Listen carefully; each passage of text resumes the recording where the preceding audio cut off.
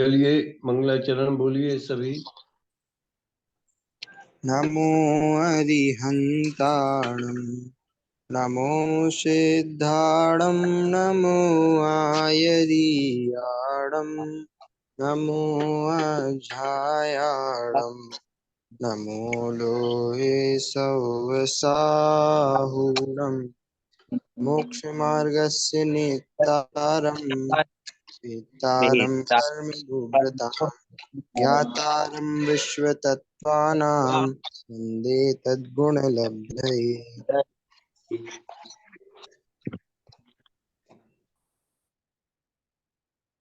20 कारिकाओं तक की चर्चा अपनी हो चुकी है, जिसमें भाव एकांत अभाव एकांत इन सबका खंडन किया जा चुका है। और 20वीं कारिका में, जैसे 19वीं कारिका में 4 भंग इसमें लागू हो जाते हैं, ये बताया था। विरोध, विधेय, प्रतिषेध्यात्मा, विशेष्य, शब्द गोचर। और शेष भंग भी इसमें यथा योग्य नए विवक्षा से लागू करना चाहिए। शेष भंगों से आशय उनका जो बाद के 3 भंग हैं, अस्ति अवक्तव्य, नास्ति अवक्तव्य और अस्ति नास्ति अवक्तव्य, इसकी चर्चा बहुत कम हो पाती है। सभी लोग कह देते हैं कि शेष भंग लगा लेना, शेष भंग लगा लेना। इसका विशेष परिचय आपको जानना हुए तो नए चक्र में सप्तभंगी वाला प्रकरण जो डॉक्टर साहब ने लिखा है, और नए प्रज्ञापन नाम की एक गुरुदेव श्री के प्रवचनों का भी संकलन है। 47 नए जो उसमें आए हैं, उसमें भी सप्तभंगी के नए हैं। उसमें भी ये चर्चा वहां पर शेष भंगों की थोड़ी बहुत आई है संक्षेप में, तो आप वहां से जान सकते हैं। अभी अपन ये अनेकांतात्मक वस्तु का की स्थापना की। वस्तु कथनचित सत है, कथनचित असत है, कथनचित उभय है, कथनचित अवगम्य है। अनेकांतात्मक वस्तु की अपन ने स्थापना की, तो अभी उसमें अनेकांत होने पर ही उसमें कार्य हो सकता है, अन्यथा नहीं हो सकता, ये बात कहना चाहते हैं। तो आप 21वीं कारिका में पढ़ता हूँ, आप में से सभी दोहराएं अगर सभी की आवाज आ सके तो, अन्यथा सभी अनम्यूट हो जाएं फिलहाल। एवं विधि निषेधाभ्याम अनवस्थितम अर्थकृत एवं विधि निषेधाज्ञा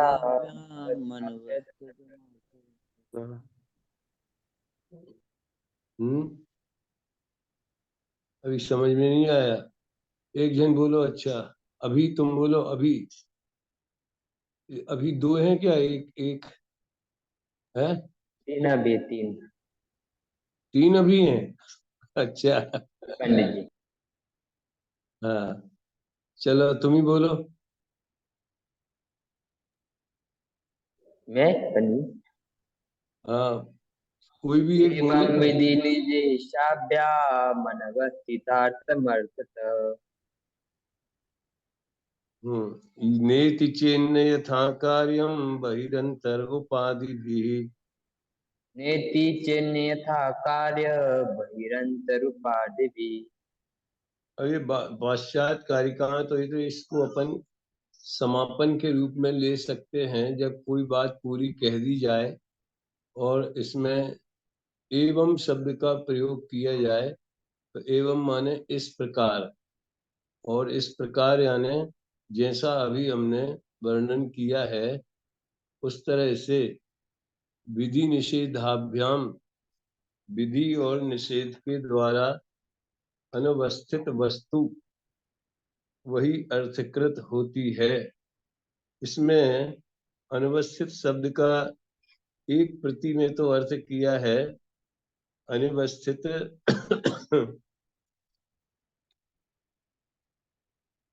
यानी 2 धर्म उसमें हैं, इसलिए उसे इस अपेक्षा से अनवस्थित भी कहते।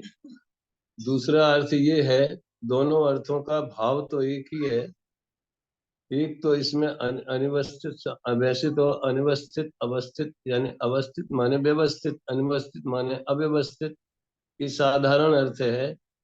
परंतु यहाँ पर विधि और निषेध के द्वारा अनवस्थित यानी उभय रूप पदार्थ, तो उसमें कोई एक धर्म में अवस्थित नहीं है, वह उभय धर्मी है। उसमें विधि भी है, निषेध भी है, सत भी है, असत भी है। तो इस प्रकार उभय धर्मी होने से मात्र एक धर्मी में अवस्थित नहीं है, इसलिए अनवस्थित कहा गया। और यदि वैसा अवस्थित निर्णय न किया जाए तो अनवस्थित हो जाएगी। क्या? यदि वस्तु का कथनचित सत है और कथनचित असत है, इस रूप में हम निर्णय न करें तो वो सर्वथा सत और सर्वथा असत मानी जाएगी, सर्वथा एकांत रूप मानी जाएगी, तो वो वस्तु अनवस्थित स्वरूप हो जाएगी। तो दो भाषाएं अलग अलग हैं। फिर से बोलता हूँ, पहली भाषा तो ये है कि उभय रूप पदार्थ है, उसको अनवस्थित क्यों कहा? क्योंकि मात्र एक धर्म में ही स्थित नहीं है, परस्पर विरोधी दो धर्मों में स्थित है, इसलिए वह अनवस्थित है। और यदि ऐसा निर्णय न किया जाए, यानी परस्पर विरोधी दो धर्मों में उसे स्वीकार न किया जाए, या सर्वथा नित्य और सर्वथा अनित्य ऐसा माना जाए, तो अर्थ क्रिया नहीं हो सकती। अर्थ क्रिया का सामान्य अर्थ तो ये होता है कि वो प्रयोजन भूत होवे, उसमें जो वस्तु में क्रिया यानी परिणमन होता है, वास्तव में वो परिणमन ही उसकी अर्थ क्रिया है। अपन लोग अपनी अपनी दृष्टि से देखते हैं कि हमारे प्रयोजन की है कि नहीं है। तो कोई चीज हमारे लिए प्रयोजन भूत है, कोई चीज अन्य के लिए अप्रयोजन भूत है। तो उसका तो कल बताया था कि जो भी विशेषण होता है वह अपने प्रतिषिद्ध धर्म से अविनाभावी होता है। देखिए आप, ये थोड़ा न्याय की भाषा है, इसलिए इसे ध्यान से सुनना और समझना चाहिए। तो यहाँ पर प्रयोजन भूत क्रिया का अर्थ पर्सनल किसी व्यक्ति के संदर्भ में नहीं है कि हमारे मतलब की है कि तुम्हारे मतलब की है, ऐसा किसी प्रयोजन भूत की से आशय उसका नहीं है। ठीक है, तो प्रयोजन भूत का क्या मतलब है? वो वस्तु की सिद्धि होनी चाहिए, वो वस्तु का वस्तुत्व उससे सिद्ध होना चाहिए। जैसे जीव की प्रयोजन भूत क्रिया ज्ञान है, उद्गल की प्रयोजन भूत क्रिया उसमें स्पर्श रस गंध वर्णन वर्ण युक्त होना, ये उसकी प्रयोजन भूत क्रिया है। बराबर है? आवाज आ रही सभी को? जी पंडित जी, आ आ रही पंडित जी। पंडित जा रही है। जा रही है। हाँ, तो अर्थ क्रिया कहो या प्रयोजन भूत क्रिया कहो, ये कब संभव है कि वस्तु सर्वथा सतरूप ही होवे, यानी सर्वथा अस्तित्व माना जाए और नास्तित्व का सर्वथा निषेध किया जाए। तो क्या होगा, वो अपन पहले पढ़े आए हैं भाव एकांत वगैरह के दोषों में, सर्वात्मकम तदेकम स्याद अन्य पोह व्यतिक्रमे। तो अन्य रूप भी हो जाएगी, तो वो क्रिया कैसे कर सकेगी? जैसे कि मान लीजिए दूध और पानी या दूध और घी एक ही रूप हो जाए, तो दूध भी घी भी बन जाए, घी दूध भी बन जाए, दूध का अस्तित्व दूध रूप में न रहे, घी के रूप में नास्तित्व न रहे, तो फिर घी घी का काम नहीं कर सकेगा, दूध दूध का काम नहीं कर सकेगा। और भी आप इस बारे में चिंतन कर सकते हैं, जो वस्तु जो व्यक्ति का जो स्वरूप है, वो वो अन्य स्वरूप से भिन्न ही रहना चाहिए। जैसे कि कार्यालयों में सबके कार्य भिन्न भिन्न होते हैं। चपरासी का काम क्या है, क्लर्क का काम क्या है, बैंक के कैशियर का काम क्या है, मैनेजर का काम क्या है। तो ये अगर परस्पर भिन्न न होवे, यानी अस्ति और नास्ति न होवे, तो फिर कोई भी किसी का काम करने लगेगा, चपरासी ही डिसीजन करने लगेगा। देखो अपनी सामाजिक व्यवस्था और राजनीतिक व्यवस्था में भी ये बड़ी सुंदरता से ये नियम लागू होता है। निर्णय करने का अधिकार या कानून बनाने का अधिकार संसद का है, और उस पर मोहर लगाने का अधिकार राष्ट्रपति का है। ये उनकी सबकी प्रयोजनभूत क्रियाएं वो अपनी अपनी करते हैं, और कानून सही ढंग से लागू हो रहा है कि नहीं उसका अधिकार कोर्ट का है। लेकिन अब आप लोग अगर अखबार पढ़ते होंगे तो आपको ये विवाद समझ में आता होगा कि एक दूसरे के कामों में हस्तक्षेप करने लगते हैं तो व्यवस्था बिगड़ जाती। इसको ज्यादा लंबाते हुए न लंबाते हुए संक्षेप में ये समझना चाहिए कि वस्तु सर्वथा सत हो और सर्वथा असत हो तो वो क्रिया नहीं बन सकती। हाँ, एक वस्तु में दो धर्म होने ही चाहिए। उसमें जैसे नित्यता और अनित्यता, ये परस्पर विरोधी धर्म एक धर्मी में होना चाहिए। उसी तरह सर्वथा नित्य होवे, सर्वथा सत होवे, तो और असत भाव न होवे तो पर से भिन्न न होगी, तो वह अपनी प्रयोजन भी क्रिया नहीं कर सकेगी। इसके लिए उदाहरण उन्होंने दिया है इसमें। ये उदाहरण है, यथा बहिरंतर उपाधि भी कार्यम।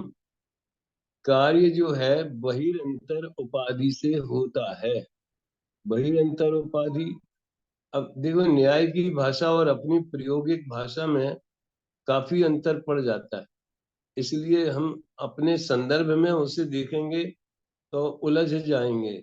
उस संदर्भ में देखो, उपाधि का मतलब तो अभी ये होता है कि बाहर से कोई चीज ला दी गई हो।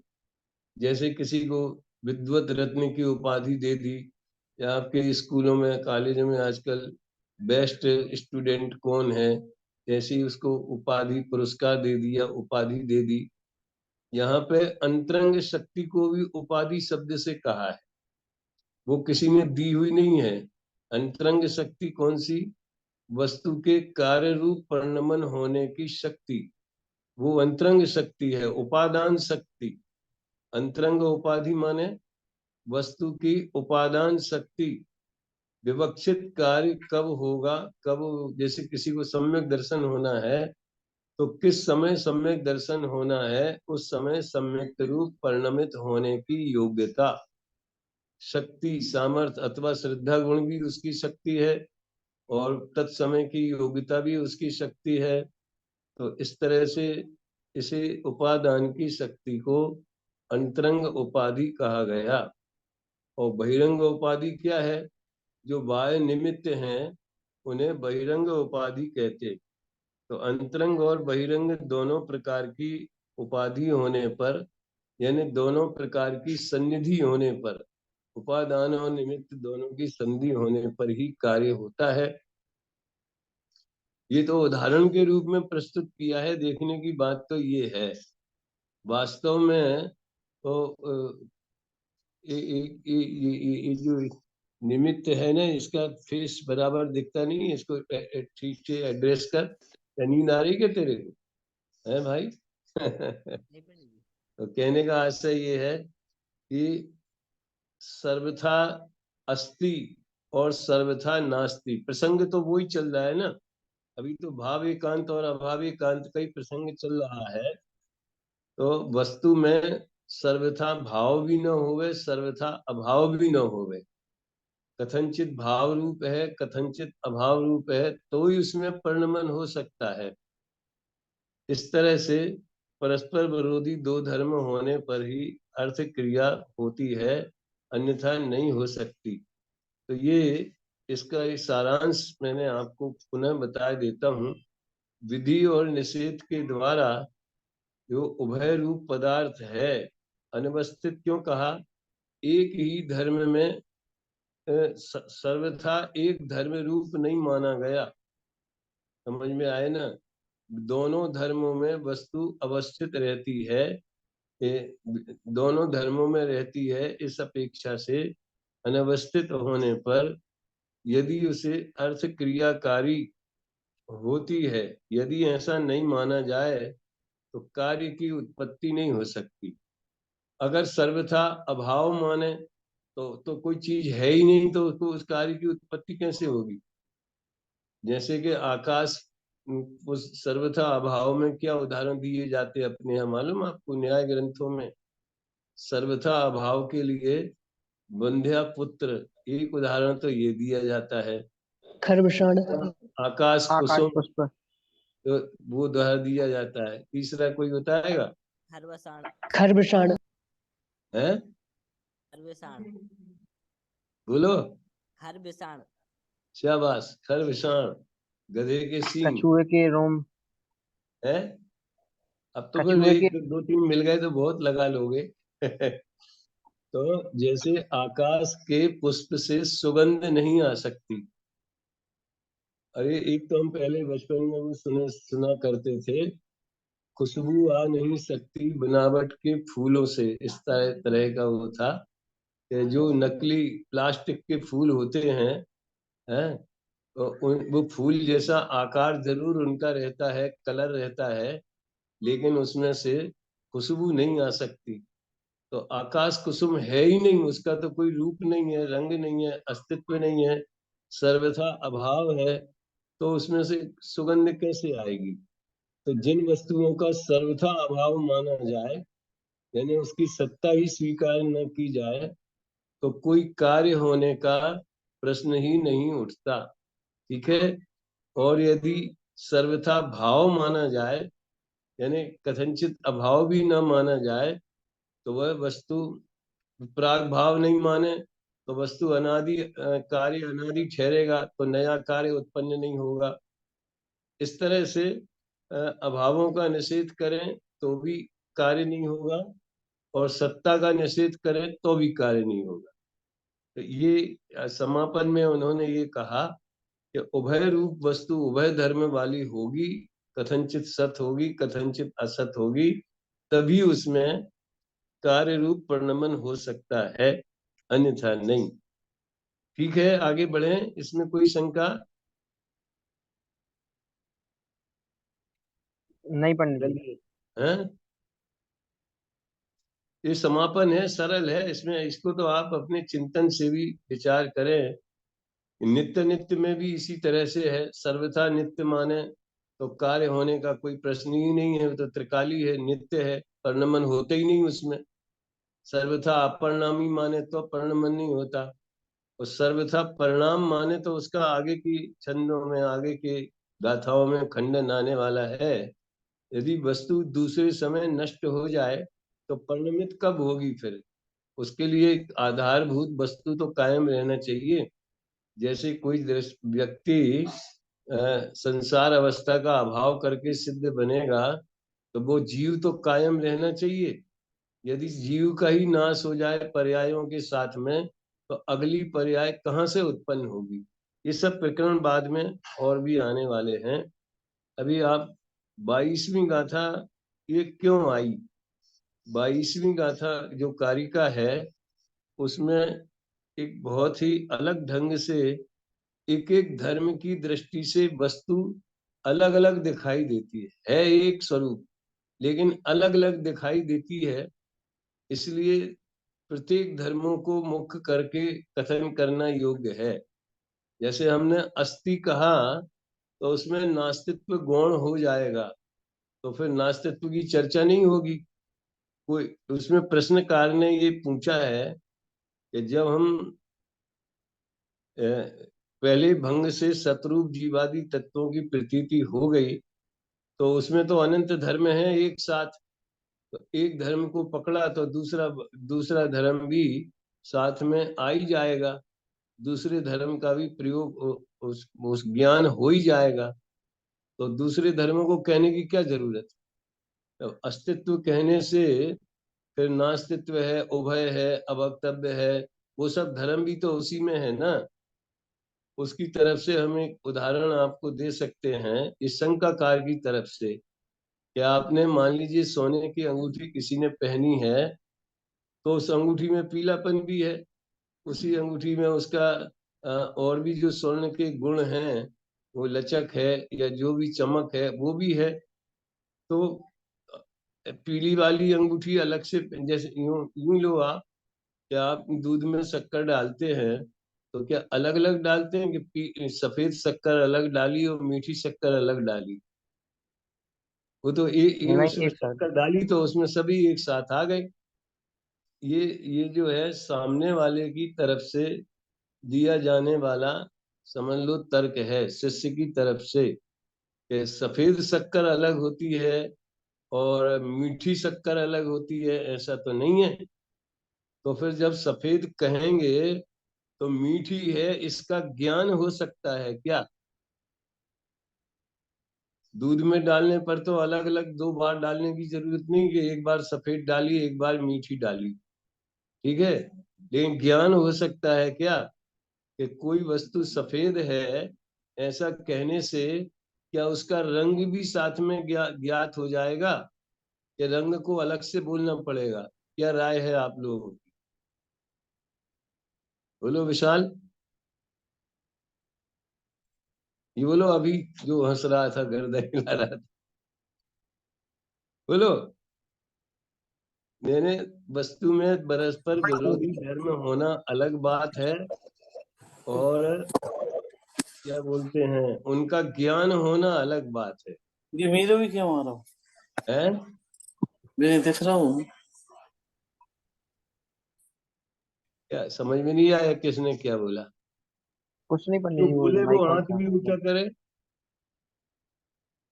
कौन कौन बोल रहा है? हर्षित? वो किसी का माइक ऑन हो गया था पंडित जी। तो मतलब माइक बंद करके आपस में बातें करते रहते कि? नहीं, वो विद्यार्थी नहीं है, कोई और जुड़े। अच्छा, जो हमने पूछा उसका जवाब तो दो।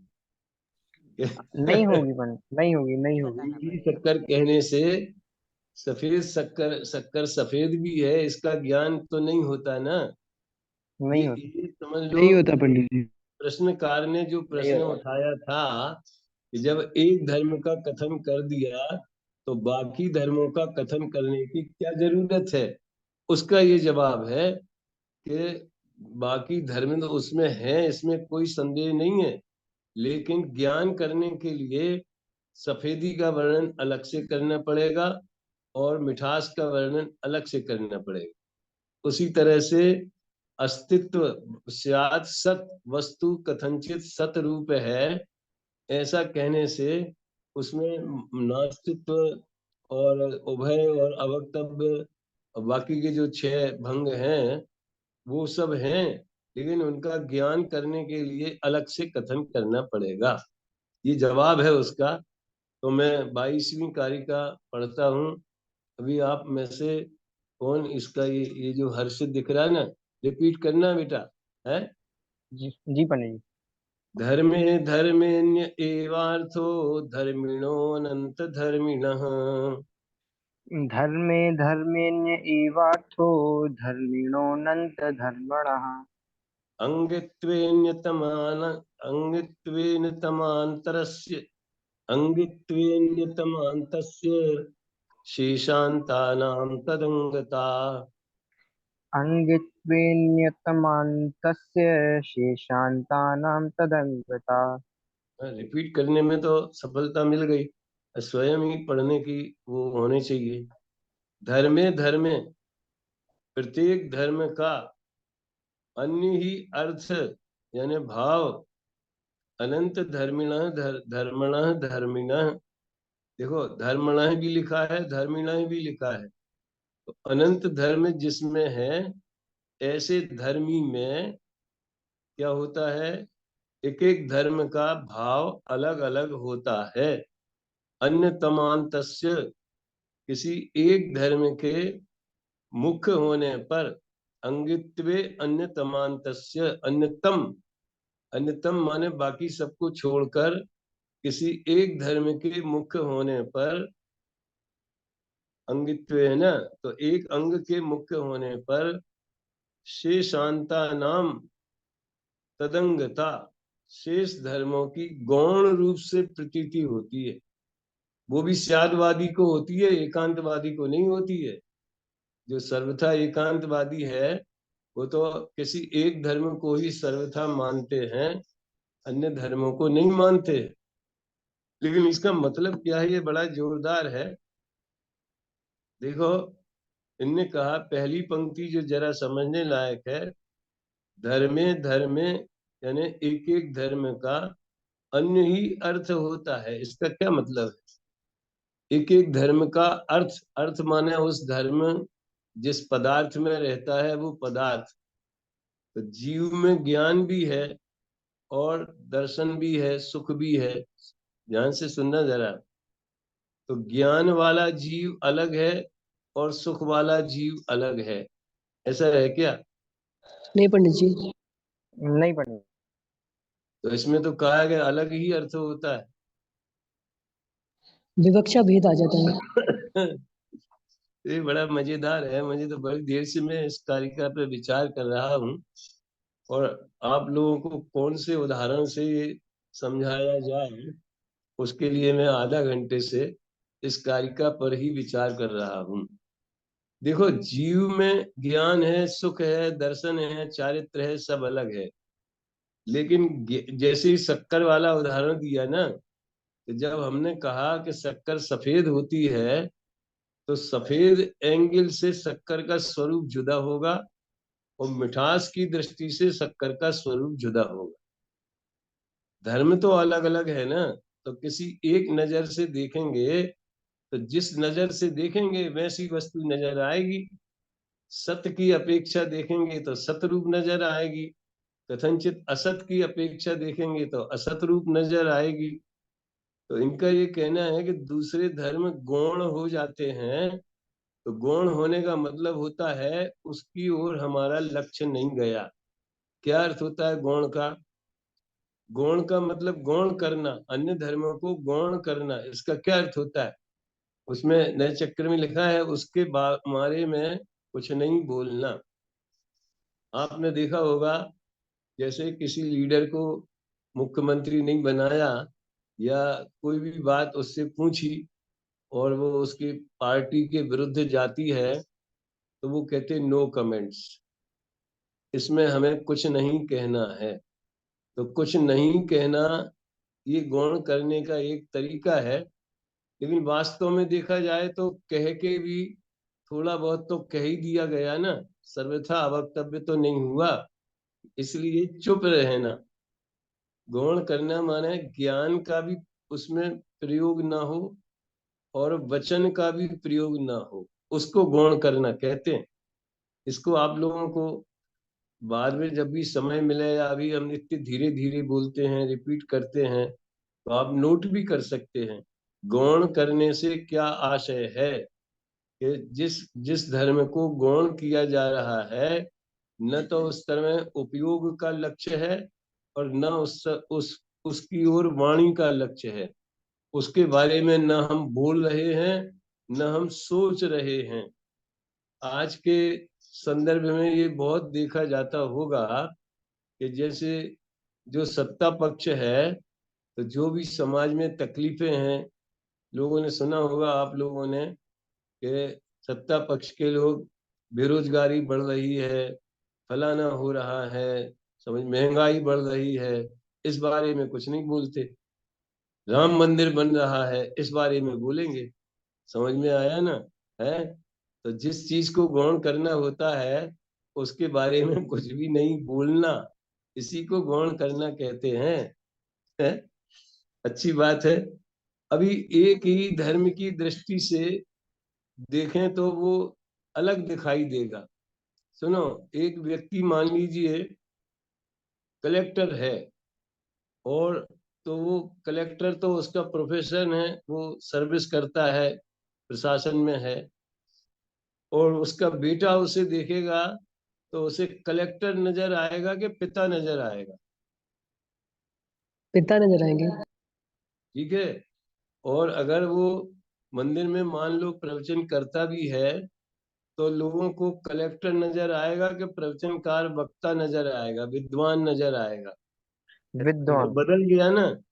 व्यक्ति नहीं बदला, लेकिन व्यक्ति को देखने की नजर बदल गई। तो इसकी पहली कारिका में यही लिखा है कि जो व्यक्ति कलेक्टर है तो उसकी पत्नी उसे पति के रूप में देखेगी, बेटा उसे पिता के रूप में देखेगा, समाज उसे सामाजिक कार्यों में भाग लेता है, रोजाना मुमुक्षु है, प्रवचन में आता है तो मुमुक्षु के रूप में देखेगा, यदि प्रवचनकार है तो लोग उसे प्रवचनकार के रूप में देखेंगे। तो जिसको मुख्य किया जाएगा उसी का ज्ञान होगा, बाकी चीजें गौण रहेंगी, ये इसमें कहना चाहते। बहुत अच्छा प्रयोग है ये, है कि अनंत धर्म वाले जीवादि एक धर्मी में प्रत्येक धर्म का अर्थ भिन्न भिन्न होता है। धर्मे धर्मे अन्य एव अर्थो, धर्म धर्म का देखो पदार्थ नहीं बदल जाता, लेकिन पदार्थ के और सुनो प्रयोग करने की भी विवक्षाएं बदल जाएंगी। क्या मतलब है आप समझो थोड़ा इसको, आप लोग थोड़ा प्रबुद्ध दिखते हो जरा जो है तो इसको समझने की कोशिश करो कि जब सरकारी काम करेगा तो उसका उसका उपयोग सरकार सरकार के रूप में करेगी, और बेटे को कलेक्टर से फीस मांगना है कॉलेज की तो बेटा पिता के रूप में उसका उपयोग करेगा। समझ में आया ना, जो जिस दृष्टि से देखेगा उसको वैसा अनुभव होगा। तो दूसरा तो नहीं हो, दूसरे धर्म वाला अनुभव तो नहीं होगा, दूसरी विशेषताओं वाला।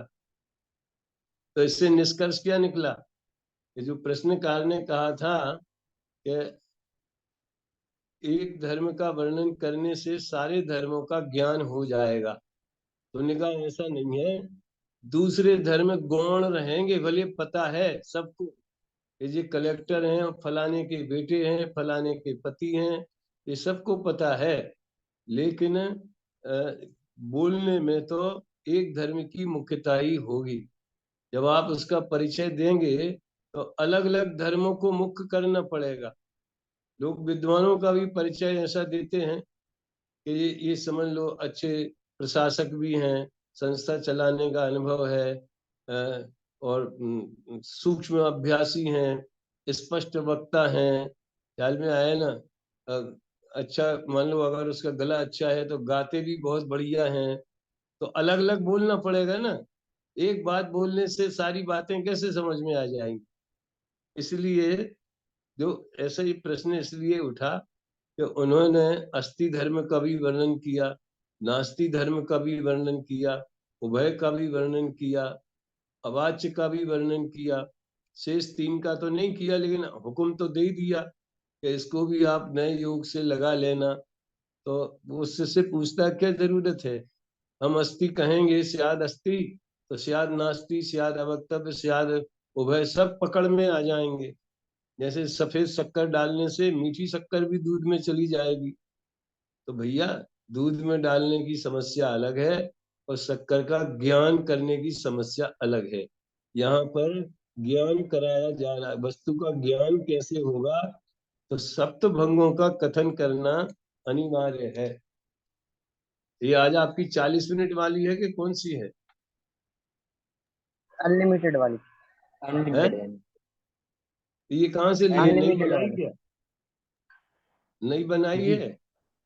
हाँ दूसरी है ये वाली। तो हमेशा यही रहेगी ना कि बदलेगी? हाँ नहीं यही रहेगी। चलो 23वीं कारिका और ले लें।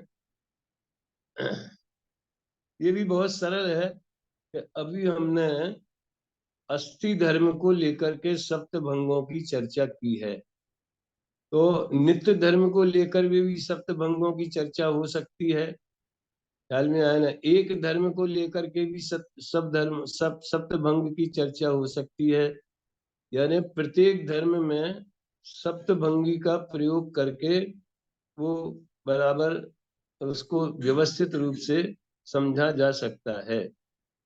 तो कोई ने पूछा कि धर्म तो अनंत है, अनंत धर्म युगल है ना, अनंत धर्म युगल कहने में तो चार आते, आप समझ लो क्या, अस्ति नास्ति, एक अनेक, तत् अतत्, सत असत, या नित्य अनित्य,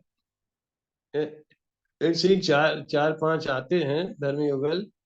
लेकिन जैसा सर्वज्ञ की वाणी में आया है कि ये अनंत धर्म युगल हैं, तो प्रत्येक धर्म युगल की अलग अलग सप्तभंगी हैं। तो कोई ये सोचे कि अनंत भंग हो गए, अनंत भंग नहीं हुए, अनंत कथन नहीं हुए, अनंत सप्त भंग हुए। यानी 7 का जोड़ा जो है वो तो प्रत्येक धर्म के साथ में रहेगा ही। एकानेक विकल्पादा उत्तरत्रापि योजयेत्। एकानेक विकल्पादा उत्तरत्रापि योजयेत्। प्रक्रियां भंगनीमेनां नय विशारदः। प्रक्रियां भङ्गनीम्नां नय विशारदः। ये भी सरल है। देखो, एक अनेक आदि भेद वाली सप्तभंगी उत्तरवर्ती यानी आगे जो और भी द्वैत अद्वैत, द्वैत एकांत, अद्वैत एकांत, वाच्य एकांत, अवाच्य एकांत, बहुत सारे एकांतों का कम से कम मेरे ख्याल से 10 मिथ्या एकांतों का इसमें उल्लेख किया गया है और उसमें अनेकांत की स्थापना की है। तो बाकी के जो धर्म हम कहेंगे उसमें भी आप सप्तभंगी वाली प्रक्रिया को इसी तरह से लगा लेना। कौन लगाएगा? नए विशारद। जैसे आजकल ये विशारद की परीक्षाएं भी होती है ना, है, तो जो नयों में बहुत ज्यादा चतुर है नए प्रयोग करने में, उसे लोग बाग नए विशारद भी कह सकते हैं। तो जो नयों के ज्ञाता हैं वो नित्य नित्य में भी सप्तभंगी लगा लेंगे, एक अनेक में भी सप्तभंगी लगा लेंगे, तब तत तत में भी लगा लेंगे। समस्या ये है कि ये सप्तभंगों का जन्म हुआ कैसे। हम लोगों ने जब हम सेकंड ईयर में थे शास्त्री में, तो एक सप्तभंगी तरंगिणी नाम की पुस्तक थी और वो शायद राजवार्तिक के आधार से लिखी गई थी। तो उसमें इसका बड़ा सुंदर समाधान था। उन्होंने कहा भाई ये भंग 7 क्यों, 7 तरह से कथन क्यों होते। तो उनका शिष्य के द्वारा 7 ही प्रश्न होते हैं, लेकिन ये कहीं स्पष्ट नहीं किया गया कि वो 7 प्रश्न बना के बताओ। इसमें तो अच्छे अच्छे मेरे ख्याल से फेल हो जाएंगे कि 7 प्रश्न बना के बताएं। मुझे भी कम से कम 1 घंटा 2 घंटा मेहनत करनी पड़ेगी। समझ में आया ना? 4 तो बन सकते हैं। वस्तु सतरूप है कि नहीं, एक प्रश्न हो गया। क्या वस्तु असत रूप है, तो दूसरा प्रश्न हो गया। क्या वस्तु सत और असत दोनों एक साथ है, तीसरा प्रश्न हो गया। क्या वस्तु एक साथ कही जा सकती है, तो चौथा प्रश्न हो गया। समझ में आ गया? क्या सतरूप कहने पर भी वस्तु का पूरा स्वरूप कहा जा सकता है, तो सत अवक्तव्य हो गया। क्या है ना, शायद अस्थि अवक्तव्य है ना। क्या नास्ति रूप कहने से वस्तु का पूरा कथन हो सकता है, तो असत अवक्तव्य हो गया। क्या ना अस्थि नास्ति दोनों धर्म का कथन करने से पूरी वस्तु कही जा सकती है, तो 7वां प्रश्न हो गया। बना दिए। अब किसी में हिम्मत हो तो 8वां बनाए। ये आप लोगों को ऐसा लगता होगा कि ये तो फालतू की मानसिक व्यायाम है। है कि नहीं? लेकिन बुद्धि की पैनापन के लिए, वस्तु की परीक्षा के लिए जैन दर्शन के अनेकांत स्वरूप जो प्रतिपादन किया गया है उसकी दृढ़ता के लिए, और सुस्यादवाद ने सप्तभंग गणधर गुंथे 11 स्वंग 12 स्वंग तब से चला आ रहा है। तो उस जमाने में समझ लो दार्शनिक जगत में आज तो किसी को सोचने की फुर्सत ही नहीं है वस्तु के बारे में। सब विषय कषाय में ही रंगा रहता है उपयोग, तो वस्तु के बारे में सोचने की फुर्सत ही नहीं है। लेकिन उस दार्शनिक जगत में ऐसे 7 प्रश्न खड़े होते हैं। तो उनका 7 प्रश्न क्यों होते हैं? अब ये भी कोई बात है, प्रश्न क्यों होते हैं? जिज्ञासा, जानने की जिज्ञासा होती है, उसकी पूर्ति के लिए प्रश्न किए जाते हैं। तो 7 तरह की जिज्ञासा हो गई। उनका जिज्ञासा क्यों प्रकार की 7 होती हैं? क्योंकि संशय 7 प्रकार के होते हैं। इस जानने के बारे में शंकाएं 7 तरह की होती हैं। और संशय क्यों होता है? क्योंकि संशय के विषयभूत वस्तु में 7 प्रकार के धर्म पाए जाते हैं। तो बात वहीं आ गई, वस्तु स्वरूप के बारे में ही चर्चा जो है 7 तरह से होती है। इसलिए प्रश्न हो या ना हो, लेकिन गुरु का कर्तव्य है कि वो प्रत्येक धर्म युगल में 7 भंग लागू होते हैं, ये उसे समझा देवे। ठीक है, तो ये समझ लीजिए पहला परिच्छेद अपन ने आज संपूर्ण किया। बाकी के कल तक तो अपन ने पिछला रिवीजन किया था। तो 22वीं कारिका में ये बताया कि एक एक धर्म में समझ लीजिए 17 से 21 में तो अस्तित्व नास्तित्व का अविनाभावी है, नास्तित्व अस्तित्व का अविनाभावी है, और वही वस्तु अर्थ क्रिया होती है जो अस्थि नास्ति दोनों स्वरूप रहती है। इन चीजों का वर्णन किया। आज अपन ने जो पढ़ा उसमें अनंत धर्म वस्तु में पाए जाते हैं, प्रत्येक धर्म का प्रयोजन। देखो अर्थ माने प्रयोजन होता है ना, तो जैसे वो पिता जो है अपने बेटा जो है अपने कलेक्टर पिता को अन्य प्रयोजन से देखेगा, और जो गवर्नमेंट है उसे अन्य प्रयोजन से देखेगी।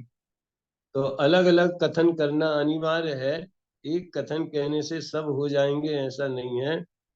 और फिर ऐसे सप्तभंगी आपको सुन के थोड़ा मनोरंजन होएगा। नए चक्र में छोटे दादा ने मामा के ऊपर सप्तभंगी लगाई। अपने आपके मध्य प्रदेश में तो मामा बहुत प्रसिद्ध है ना अभी भी, है कि नहीं? तो हाँ पंडित जी। जो व्यक्ति, अच्छा मामा का विरोधी धर्म क्या होगा? भांजा। मामी। वाह यार, ये बढ़िया, मैंने तो ऐसा सोचा भी नहीं था। है, ये सब लौकिक बातें हैं। कोई कहेगा मामा, भांजे की तरफ से मामा बोला जाता है, भांजे और मामा का रिश्ता है, समझ में आया ना? तो विरोधी धर्म भांजा हो गया। और लेकिन जब आप सप्तभंगी लगाओगे तो इसमें सुनो, किसी भी धर्म का विरोधी धर्म बनाने के लिए नकारांत अ शब्द का प्रयोग होता है। नकार, नकारात्मक आ, समझ में आया ना? अस्तित्व न अस्तित्व, नास्ति भी कैसे बना? न अस्तित्व। तो मामा का विरोधी है अमामा। लोक में इसका प्रयोग नहीं चलता, लेकिन न्याय में चलेगा। तो अमामा माने, अमामा कहने से वो पति भी हो गया, पिता भी हो गया, पुत्र भी हो गया, भतीजा भी हो गया, सब हो गया। मामा अमामा कहने से बाकी के सब रिश्ते आ गए। जो उसका भांजा है उसकी दृष्टि में वो मामा है, और बाकी की दृष्टि में वो अमामा है, अन्य लोगों की अपेक्षा से वो अमामा है। तो कथनचित मामा है, कथनचित अमामा है, कथनचित मामा अमामा है, कथनचित मामा वक्तव्य है, कथनचित अवाच्य है। ऐसे उसमें नए चक्र में लगाए हैं। तो एक समझाने के लिए ये प्रयोग उसमें दिया है। तो बस सावधानी ये रखनी है कि किसी भी धर्म की बात आवे तो उसका नित्य के साथ अनित्य, एक के साथ अनेक, तत् के साथ अतत, सब में आ लगा हुआ है ना, तो वो बाकी के जो अनंत धर्म उसमें नहीं है, एक धर्म को मुख्य किया और बाकी के जो अनंत नहीं है उनको उसमें गौण रूप से समावेश किया है। तो ये द्वितीय परिच्छेद, प्रथम परिच्छेद आज पूरा हुआ। इसके जो भी आप चाहें, अगर अच्छा अभ्यास करना चाहें तो अभी ताजा ताजा है, तो आप दोबारा सुन के इसको प्रश्नोत्तर रूप में बांट सकते हैं, लिख सकते हैं, नोट्स बना सकते हैं। ये आपको प्रश्न पूछना और पढ़वाना, इसमें समय बहुत जाता है, और स्वास्थ्य के हिसाब से कुछ निश्चित नहीं रहता। कभी कम भी लेते हैं, कभी कैंसिल भी हो सकती है, इधर उधर का भी जाना आना हो सकता है। अभी आप लोगों की छुट्टियां कब तक हैं? 31 तारीख तक है। फिर 1 तारीख की नहीं रहेगी? नहीं। नहीं। हाँ, तो एक को सवेरे लगाना पड़ेगी क्या? वो सुबह हमसे बात करेंगे, क्योंकि सुबह का समय मुझे सूट होता है कि नहीं। आप लोगों को और कौन सा समय सूट होता है, सो आप बताना। शाम को भी सब, शाम को भी। क्या? पंडित जी वो प्रवचन के बाद ले सकते हैं आप क्लास शाम के प्रवचन टाइम। कितने बजे? वो सीडी प्रवचन हो जाता है 7:30 से खत्म। नहीं, 7:30 से क्लास की कह रहे? हाँ पंडित। वो तो मुश्किल है, क्योंकि 7:30 से हमारा प्रवचन होता है यहाँ शाम का, तो उसमें ये विषय चला नहीं सकते। वो तो आपस में 8-10 लोग बैठते हैं तभी चलता है। चलो देखो, लेकिन आप नोट्स बनाना, और जो भी लोग संपर्क में रहते हैं वो इसमें कोई शंका हो, कुछ भी हो तो आप पूछ सकते हैं। जय जिनेन्द्र। जी जय अनंत जैन पंडित जी। जय हिंद। जय जैन पंडित जी। पश्यन्ति पश्चात्मना अनेकांतमयी मूर्ते नित्यमेव नित्यमेव प्रकाशता। प्रकाश। बोलिए द्वादशांगमय जनवाणी माता की जय हो। जय हो।